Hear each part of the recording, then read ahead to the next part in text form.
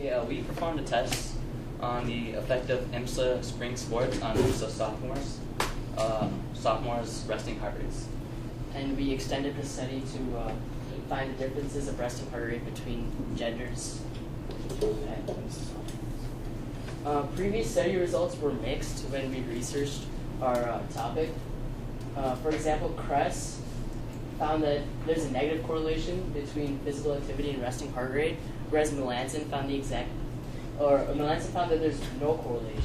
So, but we expected out of just common sense that students in sports would have lower heart rates.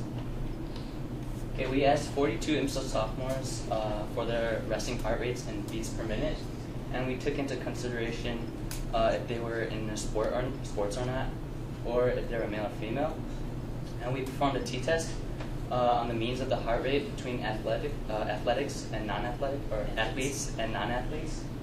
And we performed a chi-square test of independence to see if gender was dependent or independent of the heart rate. Our results, our two-sample t-tests confirmed that there's a significant difference between the means of the heart rates of athletes and non-athletes, which you'll see in an upcoming table.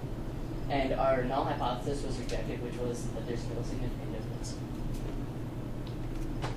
As you can see, the resting heart rate of non-athletes are much higher than the resting heart rates of the athletes.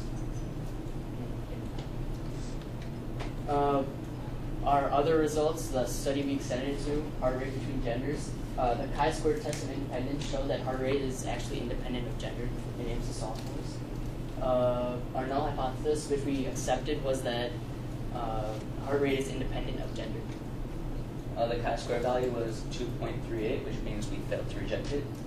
And p-value was 0.123, which means we failed to reject it. Our results confirm the conclusions of Kress et al., but not those of Melanson. And possible sources of error is that our population is just IMSA sophomores, which is about 180 people. But Melanson is the U.S. population, and whereas IMSA sophomores, the age range is between, I would say, 14 and 17. U.S. population, I guess it's from 0 to however old people get. So we found that gender had no effect on the resting heart rate, and joining a sport can decrease your resting heart rate, which is healthy for you. If we were to conduct a further study, we would extend the experiment to the whole city of Aurora, or use another test of health, such as the shuttle run that we use in schools. So we urge you to consider joining a sport next year. If you're interested in getting healthier. So this.